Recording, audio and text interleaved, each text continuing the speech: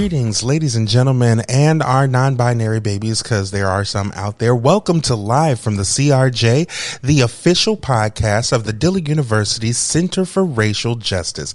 I am your project assistant, Lawrence Weber, and and here with me in spirit is Miss Tia Suggs, who's the project coordinator. She's actually working on one of our many events this semester. But I actually have a guest with us today. And, sir, if you could, go ahead and introduce yourself with us.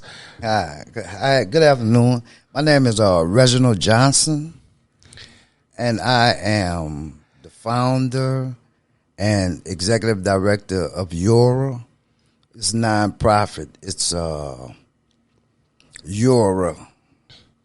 It's Youthful Offenders to Reform and Responsible Adults. All right. And first off, thank you so much for joining us on the show. Now, I remember you from last semester. You came to the university and you spoke to a number of our students who are criminal justice majors. If you could, go ahead and just give us a little bit of your story.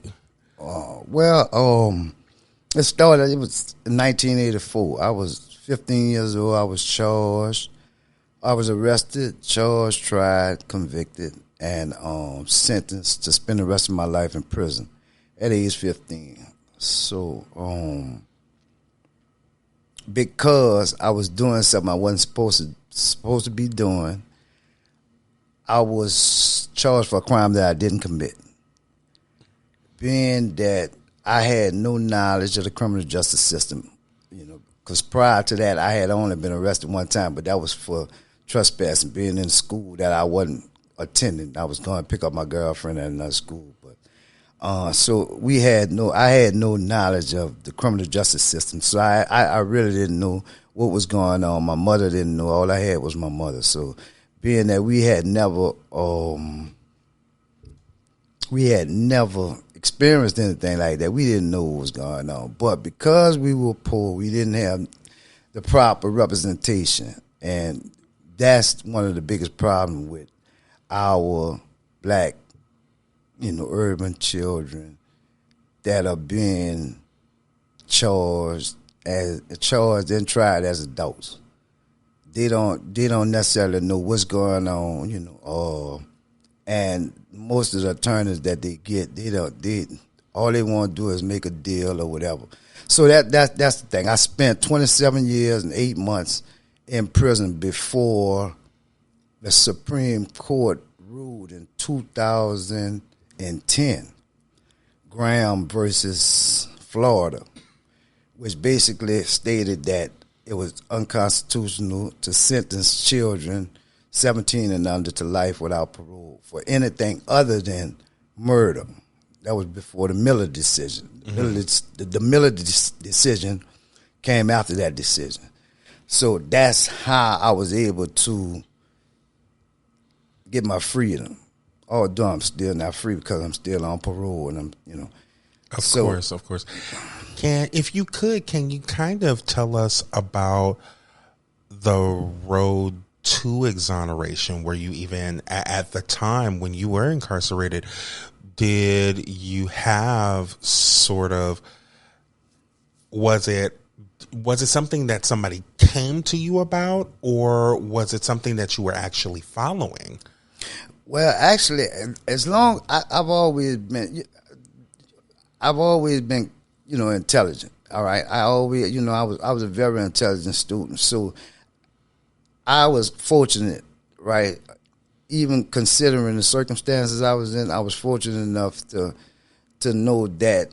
So I studied a lot. I read a lot and I studied a lot. So, me always maintaining my innocence, I always felt that one day, I would come home. Hopefully I would be exonerated. Unfortunately, I wasn't exonerated. All that decision did for me was my judge vacated my sentence, my life sentence, and sentenced me to the lesser offense. That's what the state, at least that's what the ruling required if you don't get actually exonerated, right? So I was sentenced to 50 years with credit for time served, being that, and when I got incarcerated in 1984, we wasn't doing 85% of our time, we was doing 50% of our time. So when I was resentenced, I was immediately released because I had been in prison 27 years, 8 months, which, on a 50-year sentence, you do half of it.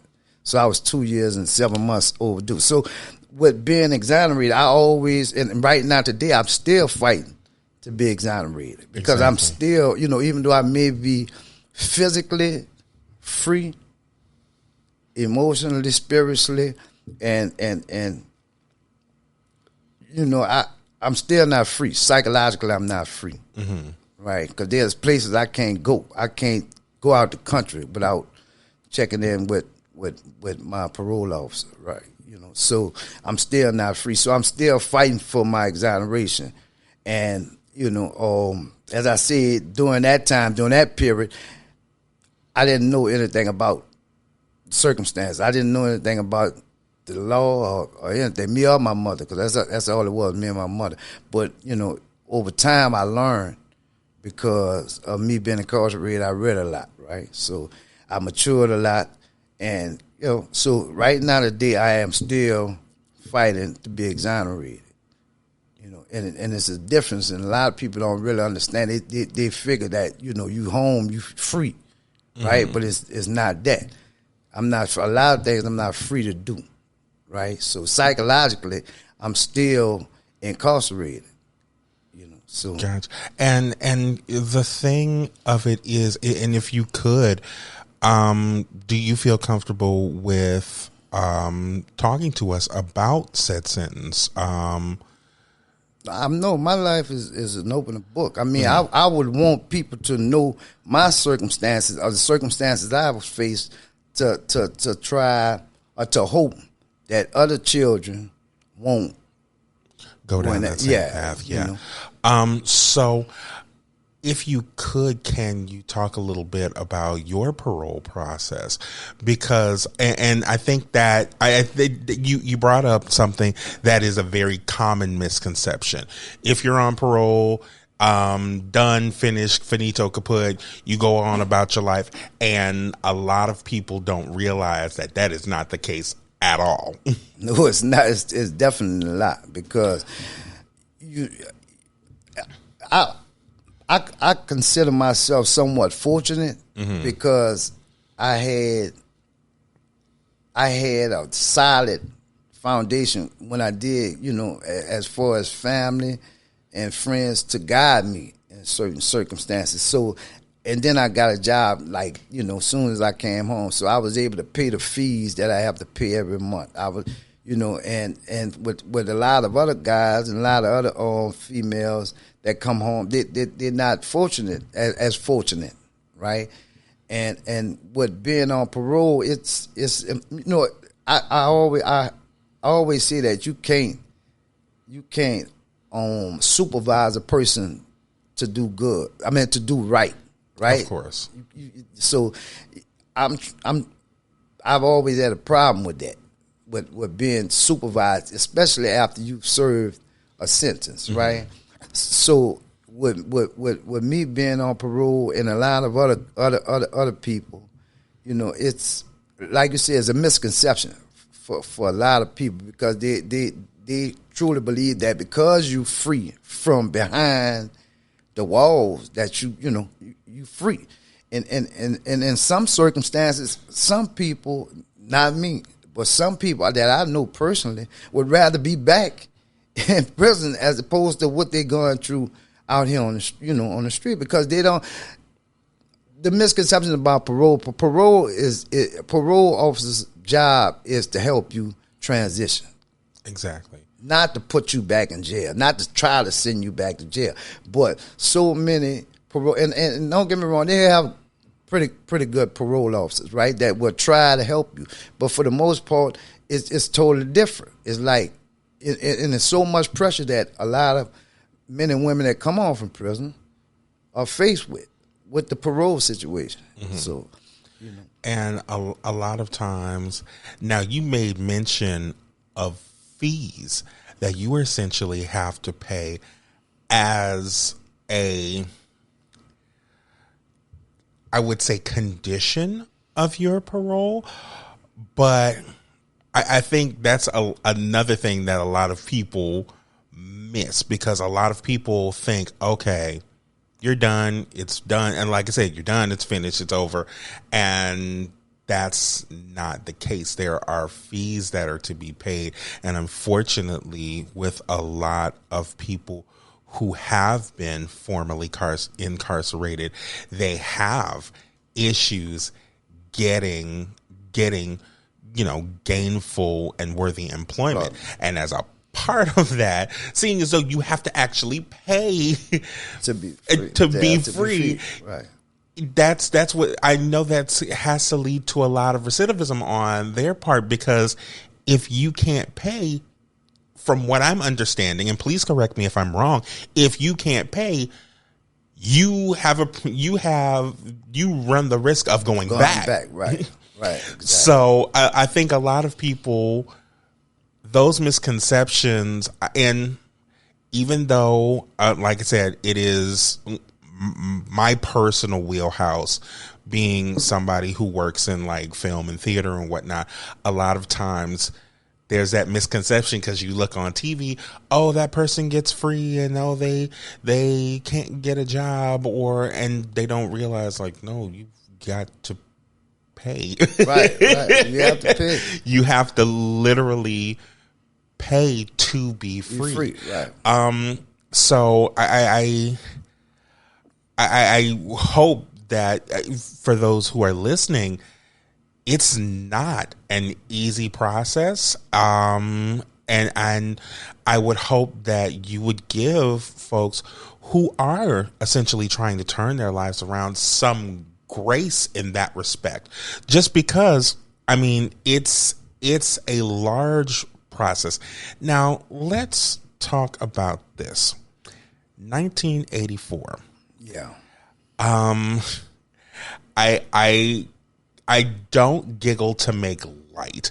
I giggle to kind of give people some sort of perspective. I was born in 1984. Okay. Right around Turo. Right. So like I said, a lot of people don't realize that is, well, now it is 40 years ago, which shook me to my core just now.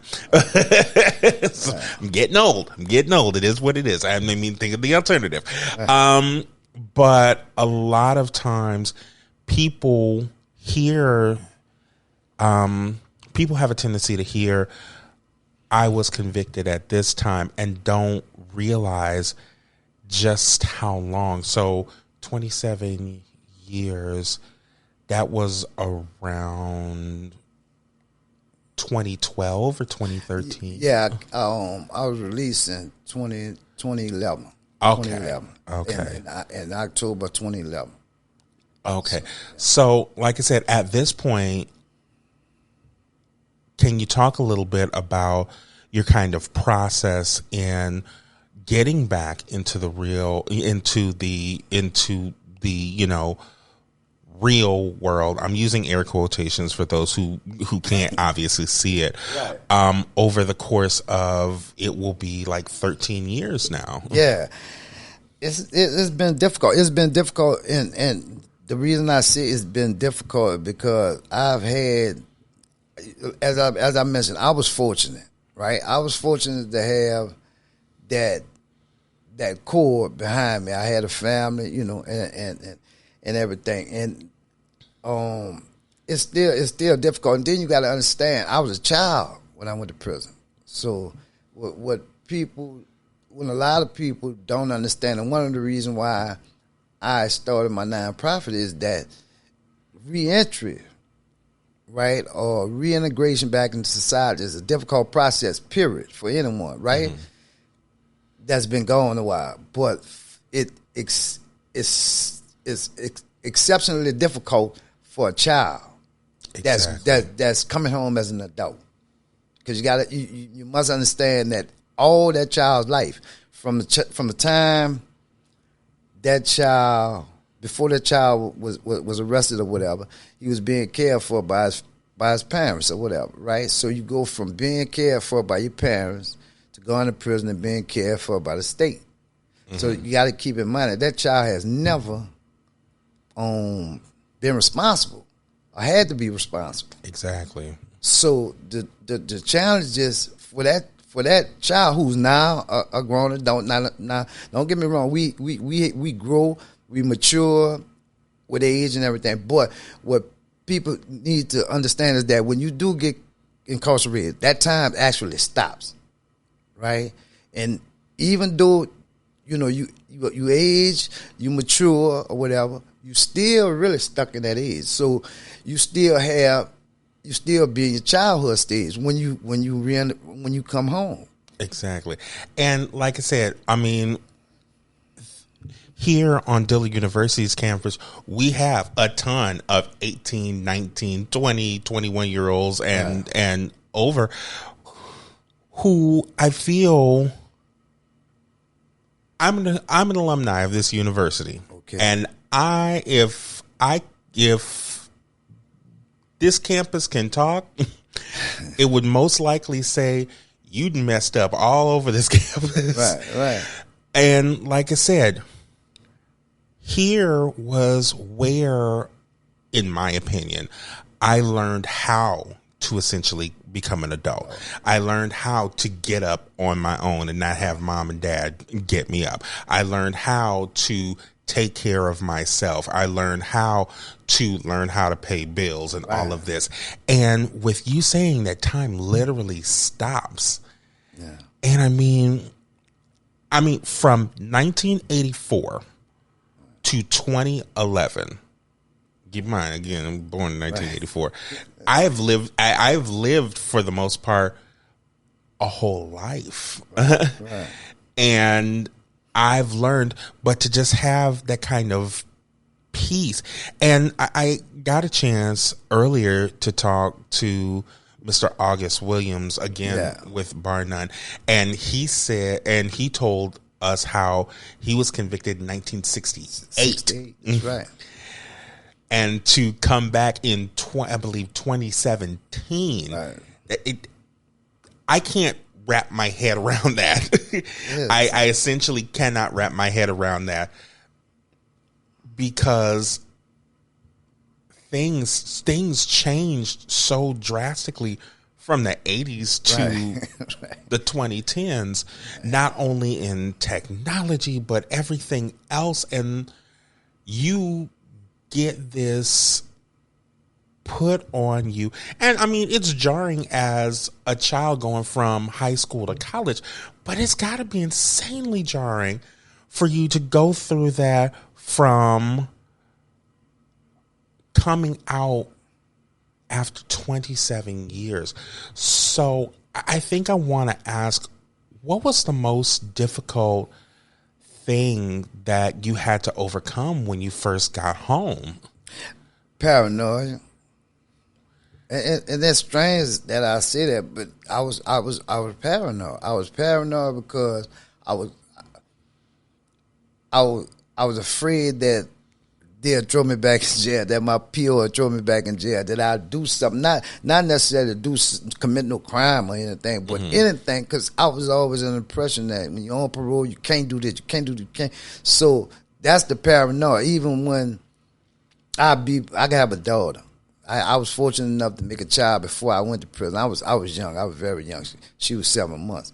But when I come home, I had grandchildren. So when I come home, I spend a lot of time with them. So I would find myself looking at the clock, even though I wasn't on no curfew or anything, but I find myself looking at the clock when I be by my child's house, and wondering, should I be home right now? Let me get home before my PO come there and no, I don't be there. I'm going to get locked up. But that's the biggest thing. I was paranoid. I was paranoid of going back to prison. Not because I was going to commit another crime, because I knew I wasn't going to commit another crime. But it was just that and then I wasn't used to, even though you in prison, I wasn't used to being around a lot of people, right? In prison, you isolate yourself in certain circumstances. Even though you're in a dormitory, you don't have nobody close to you. Like, you have friends, you know what I mean? So, but when I come out here, it's crowds, and so I had to get back used to that. I had to get back used to people touching me, showing affection.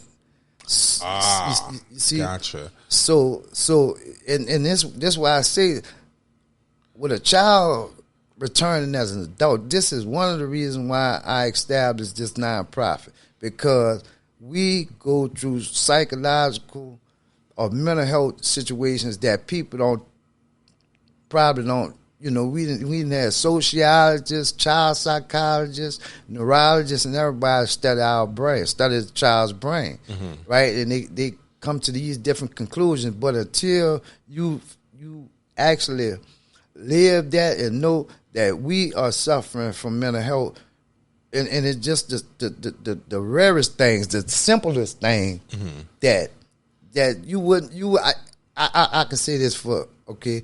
When I was talking to the judge, when she asked me why she should let me go, right? And no, she didn't. I answered that question, but she asked me what would be the first thing I'd do when if she let me go. And everybody in the courtroom laughed at me when I said what I said, even the judge. Right, I said the first thing I do is take me a bath. I need to take a bath, about 2-hour bath, But everybody expected me to say something totally different, and I'm telling the judge, I said, "Judge, I'm serious, dude. I mean, and people take for granted the smallest things in the world that's been taken away from you, especially as a kid. That's why I say it's a different reentry. Exactly. See, we have plenty of reentry programs, but they basically for adults that go to jail as adults, come home as older adults. But we need something specifically to cater. I mean, we could help in the process anybody, but we need to cater to children coming home as adults because they need that help. We don't. A lot of people in society don't understand the significance and the recidivism rate for children. Believe it or not, you look at August, for instance. I lost my mom when I was in prison. Like I said, I was fortunate enough to have family. I come home to a stable to guide me, right? But there's a lot of guys and women that come home as adults that don't have that, right? So they thrust back in society. They don't have a job. A lot of our young men and women don't, they're illiterate. They don't know how to read. So reading, reading is the key to everything, right? Absolutely. Right. So if they can't read, then how are they going to fill out the application? And right now, everything is technology. So if they can't read, they can't use a computer, right? So even if they can use a computer, they got to look at the captions. They got to know, where they're going at to apply for a job, right? So if they come home, they can't get a job. They need a place to stay. Right, if the people gone, you need a job because you need to pay bills, right? And then we not used to that. See, I found myself, that's why I say that we are still stuck in our childhood, even though we grew up, because I had instances, I used to work with my landlord. We used to work together. And there was times where I knew I had to pay the rent a day, right? Because we get paid the same day. And I would actually tell him, look, I'll pay you the extra $25 if I'll pay you the rent, next time we get paid. When being responsible, a responsible adult, I could have just paid that rent right then and there, not worry about having to pay the $25. Exactly. But I'm still in that child stage, right? So I'm not used to this. This is something I'm not used to. I'm not used to paying rent. I'm not used to paying bills. I've been cared for all my life, right? And that's why it's so important to have these organizations in place, Exactly. So let's actually talk a little bit about your organization and what you're essentially trying to do. I'm trying to decrease significantly recidivism, the recidivism rate, particularly for children that were arrested, charged, tried, and convicted, and went to prison as children and came home as adults, right? And what I want to do is involve our communities, because that's something I'm passionate about. I'm passionate about just particularly black children, right? Because we are disproportionately, if you look at who's being tried, charged, tried, convicted, and sentenced as adults, and we are not, contrary to popular demand, we are not the only people committing crime. And don't get me wrong, I'm not here to justify anyone committing a crime, right? I feel like, you commit a crime, you should be punished. However, there is a juvenile justice system in place for that. I don't feel children should be charged as adults. That's just my personal belief. But my organization, what we want to do is decrease recidivism, particularly amongst the children or who's now adults. And then you have some children that go and come out as still children. But for the most part, from research and from personal experience, I know how difficult it is in transitioning, right? From adult to child. I mean, from child to adult in society, right? So we are here to assist in that transition. That's what I essentially want to do. I want to assist in that transition and develop literacy programs for those who's illiterate, right? Because we want to do workshop training, we want to do job training, we want to do job interview etiquette, and these are the things that they're gonna need to be productive, not just be in society, but to be productive citizen in society. And I'm passionate about anything to do with children, particularly black children, but children in general, right? And especially children that's coming home from prison, or children that's adults that's coming home from prison. And I believe that my own organization could at least decrease some of the recidivism rate as far as that's concerned. Absolutely. Now, I do want to, can you talk a little bit about how your organization, YORRA, deals with mental health issues? Well, the thing is that we have to do a lot of studies. We have to do a lot of studies, and we have to hire. See, that's where funding come in, right? Because we do have to hire professional psychologists. The thing is with me, I feel like I'm an expert in that field, right? Because I know psychologically, I know how it's been for me, right? And even when I was in prison, I talked to guys a lot, right? I was like a mentor to a lot of people, right? Because I grew up there. And the same thing they experienced, I'm experiencing the same thing. Because see, I'm not fully healed, right? But there's this taboo thing with, us black people in regards to mental health. And the thing of it is, thankfully, we have started. Right. We're not completely there. I can tell you that right now. Right. Because there are still folk who are within our community who, when I say, "Oh, I'm going to therapy," it's like, "You going to therapy?" Right. What's wrong with you? And if there is something wrong with you, don't click out on me. Right. Don't click out on me. Right. But I think we are better in a better place than we were years ago when people said, okay, I'm having an issue. I'm having anxiety. I'm depressed. I want to go and speak to a therapist. And with my generation, we're easier on saying, okay, I'm going to go speak to my therapist, and it's not met with, right. Yeah. Right. I had a stank face. So I keep on forgetting y'all are not able to see me on this thing. But I'm very, very glad that at this point we have started moving in the right direction, and especially with formerly incarcerated people, they do need. I mean, I feel like we all need like mental health services. It should be, as my personal belief, it should be as important as physical health. But again, people, especially in Black communities, people are still like, you're going because there's something wrong with you. Right. You're going because X, Y, and Z.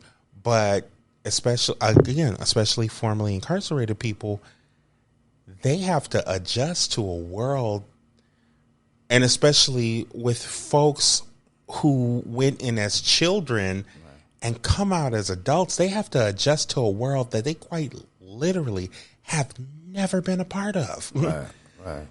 That's like dropping somebody in the middle of a country that they don't know the language of, don't know the things. Like, okay, go ahead and live. Right. And that doesn't make sense. Right.